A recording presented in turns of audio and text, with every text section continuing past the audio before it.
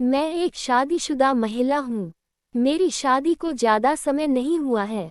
मेरी arrange marriage हुई थी। मेरे माता पिता ने ही मुझे विशाल से मिलवाया था।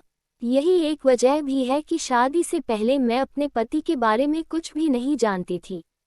मेरी समस्या यह है कि शादी के बाद से ही मैं बहुत उदास रहने लगी। दरअसल, विशाल से शादी करने के बाद मेरा वैवाहिक जीवन अच्छा होने की बजाय बेकार होने लगा। मुझे इस शादी और उससे वो प्यार, देखभाल और गर्मजोशी नहीं मिली जिसकी हमेशा से मैंने उम्मीद की थी। शादी से पहले मुझे विश्वास था कि मैं उससे प्यार करना सीख सकती हूँ कि शिकायत करता है। उसके पास मेरे साथ वक्त बिताने के लिए बिल्कुल भी समय नहीं है। वो मुझ पर ज़्यादा ध्यान नहीं देता। सच कहूँ तो मैंने अपने जीवन में इतना अकेलापन शादी से पहले कभी महसूस नहीं किया था। सभी तस्वीरें सांकेतिक हैं। हम यूजर्स द्वारा शेयर की गई स्टोरी में उनकी पहचान गुप्त रखते हैं। वहीं इस कहानी में असली नामों को भी छिपा दिया गया है। इस्तेमाल किए गए नाम पूरी तरह से नकली हैं। वह मेरी ज़रूरतों को नहीं समझता था। विशाल के साथ चीज़ें बेहतर नहीं हो पाने की वजह से मैं अपना सारा समय अपनी सास के साथ बिताने लगी। सौभाग्य से वह एक बहुत ही प्यारी और देखभाल करने वाली महिला हैं। वह भी मुझसे बात करना पसंद करती हैं। उनके साथ मेरा समय अच्छे से कट जाता है। लेकिन जब रात आती है तो मुझे भी लगता है कि दूसरी महिलाओं की तरह मैं भी अपने पति के साथ रोमांटिक पल बिताऊं, लेकिन मेरी किस्मत में ऐसा नहीं था। हमारी शादी को 1 साल ही हुआ है। ऐसे में हम कुछ ही बार इंटीमेट हुए हैं, वो भी उसके मूड के हिसाब से। मेरी ज़रूरतों और चाहतों की उसने कभी परवाह नहीं की थी। ऋषभ को देखकर मुझे अजीब महसूस हुआ। मैं अपनी शादी में बहुत ही कमज़ोर महसूस कर ही रही थी कि इस बीच विशाल का छोटा भाई ऋषभ न्यूजीलैंड से अपनी नौकरी छोड़कर भारत वापस आ गया। मैं उससे पहली बार मिल रही थी। मैंने उसे शादी में नहीं देखा था। ऐसा इसलिए क्योंकि उसे उस समय वापस आने के लिए वीज़ा नहीं मिला था।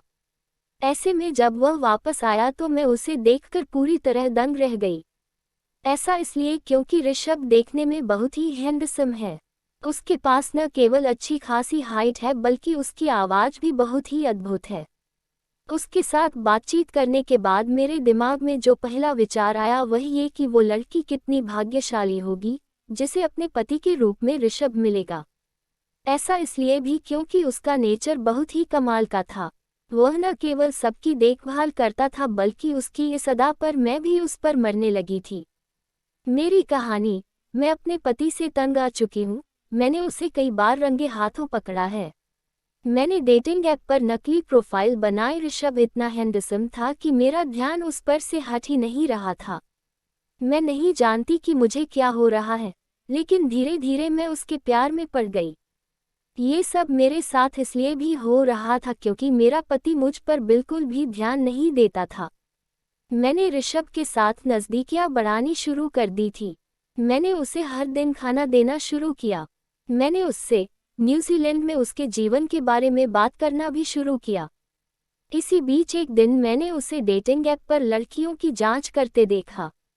वह चुपके से लड़कियों की प्रोफाइल चेक कर रहा था।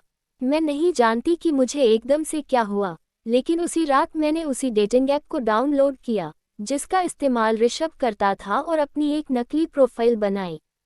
मैंने सूर्यास्त की ओर फेस करते हुए अपनी एक बहुत ही सुंदर तस्वीर लगाई ताकि वह मेरा चेहरा न देख सके।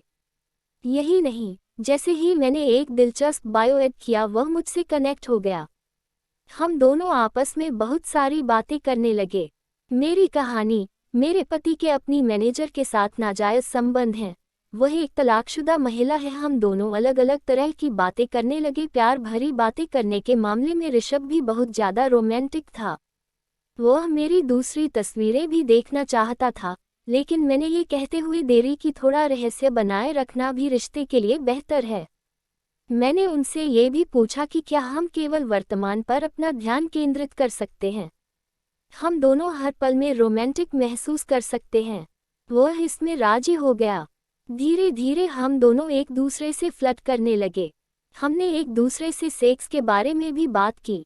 इसमें मुझे कुछ भी गलत नहीं लगा।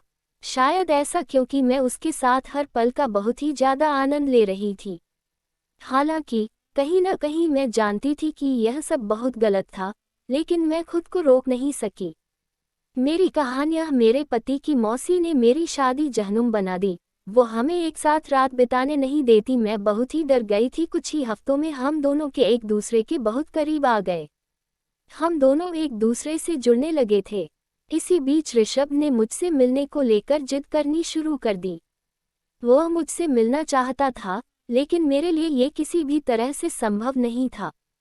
लेकिन एक दिन जब मैं उससे बात कर ही रही थी, तभी अचानक से ऋषभ मेरे कमरे में आया और मुझसे हमारी स्थिति के बारे में सलाह मांगने लगा।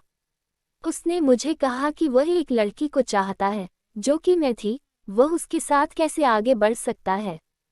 पहले तो मुझे आश्चर्य हुआ कि वह मुझसे सलाह मांगने क्यों आया है, लेकिन मैंने उसे सामान्य सुझाव देते हुए अपने कमरे से बाहर भेज दिया।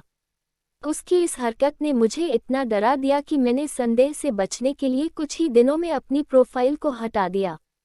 शायद ऐसा मैंने इसलिए भी किया क्योंकि मैं इस तरह के गंदे रहस्य और झूठ के साथ पकड़ी नहीं जा सकती थी। मैं अपने परिवार का नाम खराब नहीं करना चाहती थी।